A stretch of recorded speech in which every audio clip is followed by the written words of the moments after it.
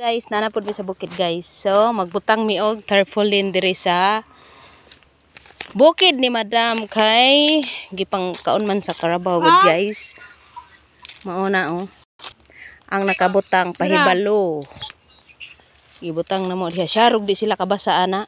Dako kay tanang pahibalo. Oh. Ongya. Ha? Ha?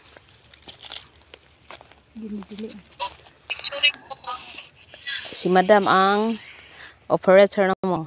Naka video call si Madam while nagtaod mi diri. Ah, di ba? Nana. Unsa? So ayan na guys. Yan ang nakalagay guys. Dapat pag naa kay mga kuano, musulod diri tapos inana ang makabutang nga ginadili. Ah, di ba? Kay og kinsa tong masakpan si Madam nay bahala ninyo. Dool iya ha. Ah, di ba?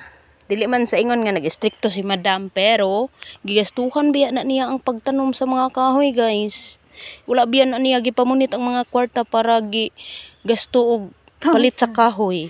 Gihaguan biya jud na niya guys.